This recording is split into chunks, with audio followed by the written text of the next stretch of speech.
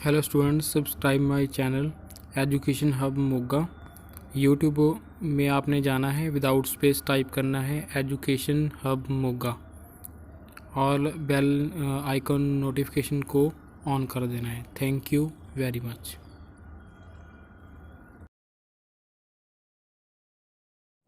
Good morning all of my viewers and students. तो आज हम नेक्स्ट कंटिन्यू कर रहे हैं। ये हमारे चैप्टर 6 का जो है Y democracy what is democracy की वीडियो नंबर 5th एंड सब topic 2.4 broader meaning of democracy. तो आज हम इसके बारे में पढ़ेंगे कि जो डेमोक्रेसी का ब्रॉडर मीनिंग क्या है। तो in this chapter we have considered the meaning of democracy in limited and descriptive sense. We have understood democracy as a form of government. तो हमने कंसिडर किया था मीनिंग, जिसमें लिमिटेड बताया गया था डेमोक्रेसी के बारे में भी और डिस्क्रिप्टिव सेंस में बताया गया था, और हमने अंडरस्टूड किया कि ये एक फॉर्म ऑफ गवर्नमेंट है। This way defining democracy help us identify A clear set of minimal future of the democracy must have. तो इस तरह हम ने समझा कि डेमोक्रेसी का जो है मीनिंग है उसमें कौन कौन सी मिनिमम रिक्वायरमेंट्स होनी चाहिए, तो तब हम उसे डेमोक्रेसी कहेंगे।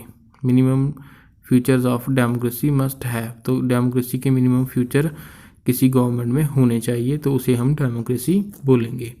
The most common form that democracy takes in our time is that a representative democracy. तो अगर हम डेमोक्रेसी की बात करें तो जो बहुत कॉमन डेमोक्रेसी है उसमें रिप्रेजेंटेटिव डेमोक्रेसी है, जिसमें हम अपने रिप्रेजेंटेटिव को चुनते हैं। You have already read about this in the previous class. In the countries we call democracy all the people don't rule. तो हम कह सकते हैं कि हमने पिछली क्लासेस में पढ़ा है कि डेमोक्रेसी का मीनिंग क्या है, कि डेमोक्रेसी में जो लोगों की का शासन है, पर सारे जो complete all people of the country वो रूल नहीं कर सकते। फिर उसके लिए सोल्यूशन क्या है, तो उसके लिए हम अपने किसी एरिया के पर्सन को चुनते हैं वहाँ से। Majority is allowed to take a decision on behalf of all the people. तो जो मेजॉरिटी जिनको चुनती है, मेजॉरिटी का एक लीडर बनता है, लीडर को हम रिप्रेजेंटेटिव बोलते हैं, तो वो डिसीजन लेता है। Even the majority does not rule directly. तो जो मेजॉरिटी है वो अपना रूल डायरेक्टली नहीं रूल करती, वो अपना रिप्रेजेंटेटिव चुनते हैं। The majority of the people rule through their elected representative this come necessary because. तो जो मेजॉरिटी है, उन मेजॉरिटी ऑफ पीपल है, उनके लिए ये जो बहुत ही एसेंशियल है कि वो अपना जो है रिप्रेजेंटेटिव चुने। वो एसेंशियल क्यों है, हम नीचे दिए गए पॉइंट्स पढ़ते हैं। Modern democracy involves such a large number of people that it is physically impossible for them to sit together and take a collectively decision. तो मॉडर्न डेमोक्रेसी में हमारे पास क्या है कि लार्ज नंबर ऑफ़ पीपल होते हैं। जैसे हमारी इंडिया की एग्जांपल ले लें हम, तो इंडिया में की जनसंख्या बहुत है और हमें जो बहुत मुश्किल हो जाता है कि सभी लोगों को एक कलेक्टिव प्लेस पे इकट्ठा करना। तो इसलिए हम अपने एरिया में से जो है अपने रिप्रेजेंटेटिव एमएलए और एमपीस को चुनकर पार्लियामेंट में भेजते हैं ताकि वो हमारा प्रतिनिधित्व कर सकें। सेकंड पॉइंट है, even if the could the citizen does not have time the desire और the skill to take a part in all the decision. तो दूसरी बात ये भी है कि जो हमारे सिटीज़न हैं वो अपने काम में बिज़ी होते हैं और उनके पास इतना टाइम नहीं होता कि वो जो पॉलिटिकल सिनेरियोज़ में वो अपना पार्ट अदा कर सकें और वो जो मीटिंग्स हैं उनमें शामिल होकर अपने डिसीज़न दे सकें। और इतने योग भी नहीं होते, पढ़े लिखे नहीं होते कई बार, तो वो बस अपनी राय इस तरह प्रकट करते हैं कि वो अपनी वोट अपने फेवरेट कैंडिडेट को देकर वो अपना पॉलिटिकल पार्टिसिपेशन जाहिर करते हैं। तो अब हमारे पास नेक्स्ट है, this give us a clear but minimal understanding of democracy. This clarity help us to distinguish democracy from one non democracies, but it does not allow us to distinguish between a democracy and good democracy. तो ये points जो हमने ऊपर पढ़े, हमें ये तो minimal understanding बताते हैं। इससे क्लैरिटी हो जाती है कि डेमोक्रेसी जो डिस्टिंग्विश है non democratic form of government से। बट हमें ये पॉइंट ये नहीं बताते कि ये किस तरह ये डिफरेंस है कि एक गुड और जो नॉर्मल डेमोक्रेसी है, जो कि जैसे बहुत सी कंट्रियों में जो है डेमोक्रेसी इतनी अच्छी तरह इम्प्लीमेंट की गई है। जैसे हम देखते हैं कि कनाडा है और यूएस है, यहाँ पे जो डेमोक्रेसी से बहुत अच्छी तरह इम्प्लीमेंट की गई है। तो हमारे पास एक कार्टून है, कार्टून देखते हैं। The famous cartoon by R K Laxman comments on the celebration of the 50 year of independence. How many images on the well do you recognise? Do many common people feel the way the common man in this cartoon does? तो हमारे सामने cartoon है, cartoon पे pictures लगी हुई हैं। हमारे देश को आज़ाद होने के बाद वो नेता हैं जो किसी न किसी अच्छी फैमिली से बिलोंग करते हैं। तो ये कार्टून डिपिक्ट करता है कि कोई भी कॉमन मैन की जो है यहाँ पे पिक्चर्स नहीं लगी हुई है। तो एक बात यहाँ पे तय है कि जो नॉर्मल कॉमन मैन है वो डेमोक्रेसी में उत्थान करना उसके लिए बहुत मुश्किल है। तो नेक्स्ट हम पढ़ते हैं जो हमने कंटिन्यू कर रहे थे कि it does not allow us to see the operation of democracy beyond government. For this we need turn to broader meaning of democracy. Sometimes we use democracy for organization other than the government. Just read the statement. तो हमारे पास statement है कि कभी कभी हम जो हमारे operations हैं गवर्नमेंट की बजाय हम उन इंस्टीट्यूशन के लिए यूज़ करते हैं। जैसे हम जो है हमारी जुडिशरी है उसके लिए जो, तो नीचे हम अपनी स्टेटमेंट कुछ दी गई हैं उनको पढ़ते हैं। वी आर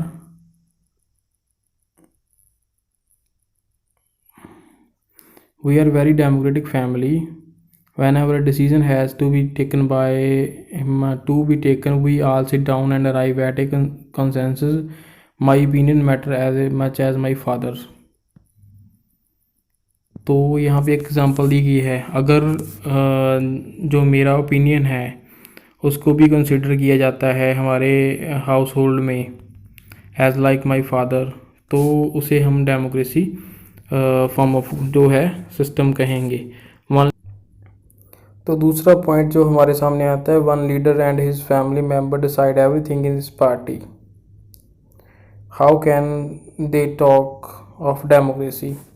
तो अगर one leader and his family member है वो डिसाइड करते हैं कि जो एवरीथिंग इन दिस पार्टी है वो सही है, तो how can they talk of democracy? तो डेमोक्रेसी के बारे में बात कैसे कर सकते हैं?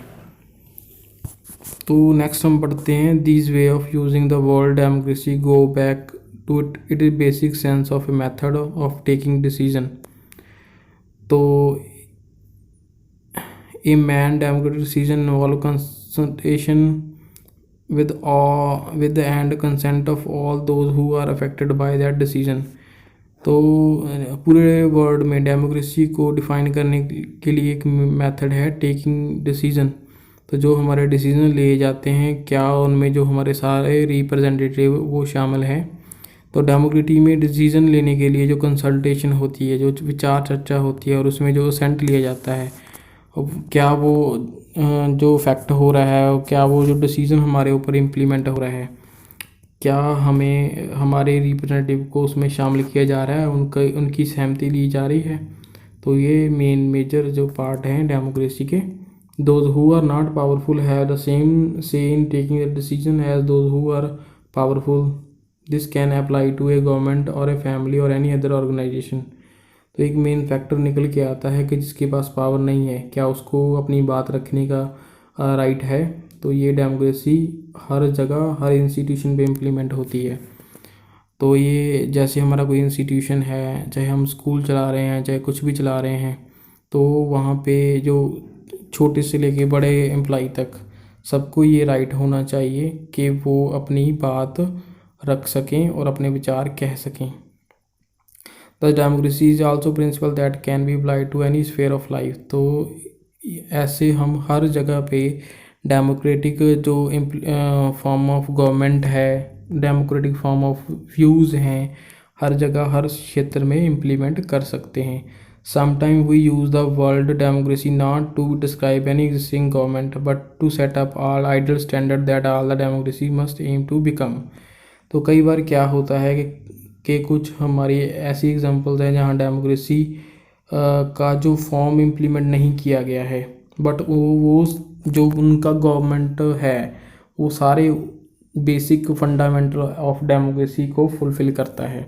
जैसे हम फॉर एग्ज़ाम्पल हम इंग्लैंड की एग्ज़ाम्पल लेते हैं, वहाँ पे मोनार्की है, कॉन्स्टिट्यूशनल मोनार्की है, बट उनमें जो बेसिक फंडामेंटल राइट जो दिए जाते हैं उनके रहने वाले लोगों को, पीपल को, तो वो सारे according to democracy form of government है। तो इसलिए हम कहेंगे कि वहाँ का जो स्ट्रक्चर है डेमोक्रेसी का वो जो है वहाँ सरकार का जो फॉर्म है वो डेमोक्रेटिक है। True democracy will come to this country only when one goes hungry to bed. तो ये पॉइंट्स स्टूडेंट खुद पढ़ेंगे। हम नेक्स्ट पढ़ते हैं हमारा main para. If we take these ideas seriously, then no country in the world is democracy. हम अगर इन सीरियस आइडियाज़ को लें तो हम कह सकते हैं कि वर्ल्ड में कहीं भी डेमोक्रेसी नहीं है। Yet an understanding of democracy as an ideal remind us of why we value democracy. It enables us to judge an existing democracy and identify its weakness. It helps us to distinguish between minimal democracy and good democracy. तो जो हमने points ऊपर हमारे पूरे lesson में जिनको हमने consult किया है, जिनके ऊपर विचार किया है, ये हमें बताते हैं कि एक्चुअली में डेमोक्रेसी क्या है, और ये हमें ये रिकॉग्नाइज पहचानने में मदद करते हैं कि जो हमारी डेमोक्रेसी में वीकनेस है, जैसे हमारे देश में है या किसी और देश में, उसमें वीकनेस पहचानने में और हम किसी भी डेमोक्रेसी को अच्छा बनाने में ये मदद करते हैं। तो in this book we don't deal much with the expanded notion of democracy. Our focus here is with some core institutional future of democracy as a form of government. तो हम इस पूरी बुक में यह नहीं पूरा एक्सपैंड नहीं कर सकते कि डेमोक्रेसी के नोशन क्या है, बट हम वो बेसिक फंडामेंटल बताएंगे जो डेमोक्रेसी को इम्प्लीमेंट करने के लिए ज़रूरी हैं। Next you will read more about democratic society and the ways of evaluating our democracy. तो हम नेक्स्ट आने वाले लेसन्स में और हमारे चैप्टर में पढ़ेंगे कि डेमोक्रेसी कैसे हम उसको एवेलुएट कर सकते हैं, वो समाज ऊपर कैसा उनका जो है इम्पैक्ट है पड़ेगा। At this stage we just need to know that democracy can apply to many sphere of life and the democracy can take many forms. There can be various ways of taking decision in democratic manner as long as the basic principle of consultation and in equal basis is accepted. तो हम यहाँ पे सिर्फ only यही पढ़ रहे हैं कि जो डेमोक्रेसी है उसमें सबको राइट्स होने चाहिए, सभी लोग इक्वल बैठ के किसी भी मुद्दे पर विचार चर्चा कर सकते हो, तो इसी को डेमोक्रेसी बोलते हैं। और उसके लिए हर बंदे का जो असेंट लिया जाना चाहिए और ये इक्वल बेसिस पे होना चाहिए। यहाँ पे डेमोक्रेसी में कोई भी छोटा और बड़ा नहीं होता है, all are equal according to the constitution of India. The most common form of democracy in today world is rule through people's elected representative. तो आज के दौर में पूरे वर्ल्ड में जो डेमोक्रेसी चल रही है वो जो है इलेक्टेड रिप्रेजेंटेटिव सिस्टम है कि किसी एरिया में से जो लोग हैं लोगों द्वारा एक उनका रिप्रेजेंटेटिव चुना जाता है, जहाँ तो वो स्टेट असेंबली में जाके उस एरिया की प्रतिनिधित्व करता है और जहाँ फिर वो सेंट्रल गवर्नमेंट में पार्लियामेंट में जाके उस एरिया की, चाहे वो एरिया पंजाब का हो चाहे किसी भी स्टेट का हो, उसको रिप्रेजेंटेटिव करता है। और यही फॉर्म ऑफ गवर्नमेंट पूरे वर्ल्ड में चल रहा है। We shall read more about that in the chapter 4। इसके बारे में हम पूरा एक्सप्लेनेशन में चैप्टर 4 में पढ़ेंगे। But if the community is small there can be other ways of talking democratic decision.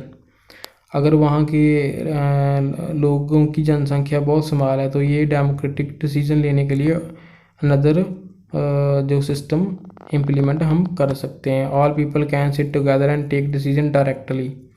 तो अगर किसी देश की जनसंख्या बहुत कम है और वहाँ के लोग इकट्ठे होकर बैठ सकते हैं और डायरेक्टली डिसीजन ले सकते हैं। दिस इज़ हाउ ग्राम सभा शुड वर्क इन विलेज। तो हम इसकी एग्जांपल दे सकते हैं कि ग्राम सभा जो हमारे एरिया में काम करते हैं, हमारे विलेज एरिया में, तो वहाँ दिस इज़ हाउ ग्राम सभा शुड वर्क इन विलेज। तो ये हम इसके बारे में कंसल्टेशन कर चुके हैं कि ग्राम सभा कैसे वर्क करती है।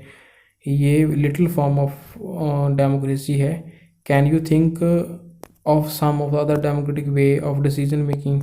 क्या आप सोच सकते हैं कि और कौन से मेथड है जो डेमोक्रेटिक हो और हम अपने डिसीजन मेकिंग को और अच्छा बना सकते हों, ताकि अच्छे डिसीजन लेके देश के लिए अच्छा काम किया जा सके। तो एक्टिविटी स्टूडेंट्स खुद करेंगे। तो हम नेक्स्ट पढ़ते हैं, नेक्स्ट पैरा हमारा, this is also mean that no country is perfect democracy. तो यहाँ पे एक बात हमारे सामने आती है निकल कर कि जो कोई भी कंट्री है किसी भी देश की, उसमें परफेक्ट डेमोक्रेसी नहीं हो सकती। और क्योंकि किसी न किसी कंट्री में की डेमोक्रेटिक गवर्नमेंट में कोई ना कोई कमी ज़रूर हो सकती है। The feature of democracy that we discuss in the chapter provide only the minimum condition of a democracy. तो हमने इस चैप्टर में जो हमने कंडीशंस पढ़ी हैं वो किसी डेमोक्रेटिक कंट्री की गवर्नमेंट के लिए मिनिमम है। वो जो कंडीशंस हैं जो हमने ऊपर बताई हैं कि फ्री एंड फेयर इलेक्शंस होने चाहिए, वो किसी देश में मिनिमम रिक्वायरमेंट है। ये चीज़ें, ये बातें उस डेमोक्रेटिक गवर्नमेंट में होनी चाहिए। That does not make it an ideal democracy. Every democracy has try to realise the ideal of a democratic decision making. तो कोई भी गवर्नमेंट आइडल नहीं हो सकती हमारे लिए। An ideal democracy, every democracy जो उसको रियलाइज कराना चाहिए कि वो एक ideal democratic decision making government है। This can not be achieved once and for all this. तो ये एक बार में ही इसको अचीव नहीं किया जा सकता कि हम एक ही बार में कोई लॉ एंड ऑर्डर बना के किसी डेमोक्रेसी को बहुत अच्छा बना दें। This requires a consent efforts to save and strengthen democratic form of decision making. What we do as citizen can make a differences to make our country more or less democratic. This is strength and तो ये नहीं है कि हम किसी democratic government को एक ही बार में अच्छा बना दें। ये इसके लिए हमारे कंसेंट होने चाहिए। हम वो चीज़ें, वो बातें सेव करके रखें ताकि डेमोक्रेटिक को बहाल रखा जा सके। तो डेमोक्रेटिक के जो बेसिक फॉर्म हैं उनको हम अपनी ईमानदारी से एज सिटीज़न ऑफ इंडिया होते हुए अच्छी तरह इम्प्लीमेंट करें, ताकि हम अपने देश में चलने वाली डेमोक्रेटिक गवर्नमेंट को मोर एफिशिएंट बना सकें। ये डिपेंड करता है पीपल के ऊपर कि जिस तरह के वो डिसीज़न लेते हैं उसी तरह की फॉर्म ऑफ गवर्नमेंट वहाँ पे इम्प्लीमेंट होती है और वो लोगों के लिए अकाउंटेबल होती हैं। This is the strength and the weakness of democracy. और यही जो लोग हैं वो डेमोक्रेसी के लिए स्ट्रेंथ एंड वीकनेस हैं। The fate of the country depend on not just on what the ruler do but mainly on what we as citizen to do. तो ये बात हमारे सामने निकल कर आती है कि एक रूलर को चुन लेना और रूलर वो जो हमने चुना है वो क्या करेगा, किस तरह के फॉर्म ऑफ गवर्नमेंट को चलाएगा, इसके ऊपर नहीं डिपेंड करता। ये डिपेंड करता है लोगों के डिसीजन मेकिंग पावर के ऊपर भी कि उन्होंने किस तरह के डिसीजन लिए हैं और किस तरह का रूलर वो चुन रहे हैं। This is what distinguish democracy from other government. तो डेमोक्रेसी का दूसरी गवर्नमेंट के मुकाबले क्या डिफरेंसेस हैं। Other form of government like monarchy, dictatorship and one party rule don't require all citizen to take part in politics. तो यहाँ पे एक बात निकल के ये सामने आई है कि जो दूसरी फॉर्म ऑफ गवर्नमेंट है उनके लिए लोगों का असेंट ज़रूरी नहीं है। उनके लिए ये नहीं ज़रूरी कि लोग क्या सोचते हैं, किस नेता को पसंद करते हैं, चाहे वो डिक्टेटरशिप हो चाहे मोनार्की हो। In fact, most non-democratic government would like citizen not to take part in politics. तो असल में ये क्या बात है कि जो नॉन डेमोक्रेटिक गवर्नमेंट है वो इस चीज़ को लाइक करते हैं कि सिटीज़न हैं जो पॉलिटिक्स में अपना पार्ट ना लें, वो हिस्सा ना लें। पर डेमोक्रेटिक फॉर्म ऑफ गवर्नमेंट में जो होते हैं लोग होते हैं वो अपनी वोट के ज़रिए पॉलिटिकल सिस्टम में पार्टिसिपेशन करते हैं। But democracy depends on active political participation by all the citizen. तो एक्टिव सिटीजन यहाँ पे वो हैं जो है रेगुलरली डेमोक्रेटिक सिचुएशन के बारे में सचेत होते हैं और वहाँ में पार्ट लेते हैं। That is why study of democracy must focus on democratic politics. तो हम ये कह सकते हैं कि डेमोक्रेसी में ये मस्ट है कि फोकस करें हम डेमोक्रेटिक पॉलिसीज़ में। डेमोक्रेसी पॉलिसी में हमें फोकस करना चाहिए कि कौन सी पॉलिसीज़ हमें हमारे ऊपर इम्प्लीमेंट की जा रही हैं। तो इस चैप्टर में हमने पढ़ा what is democracy and why democracy, क्योंकि democracy is a good form of government. तो इसी के साथ हमारा ये चैप्टर जो है ख़त्म होता है। तो ये एक्सरसाइज दी गई हैं स्टूडेंट्स के लिए, स्टूडेंट इसको खुद करेंगे। ये एमसीक्यूज़ हैं और एमसीक्यूज़ के आंसर को एक प्लेन पेपर पे लिखेंगे। नंबर 1 का आंसर ये, नंबर 2 का आंसर ये, और उन ऑल आंसर को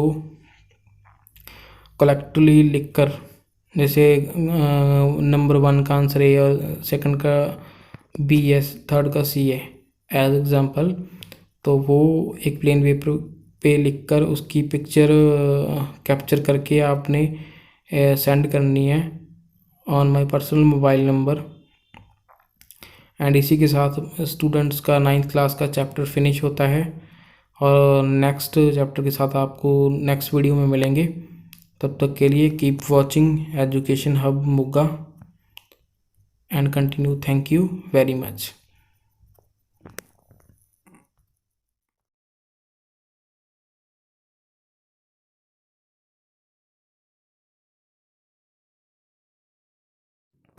प्लीज़ सब्सक्राइब अवर चैनल, क्योंकि हमें इनिशिएटिव मिल सके कि बच्चे हमारी वीडियोस देख रहे हैं। Thank you very much. Subscribe our channel education hub Moga. Please subscribe our channel education hub Moga.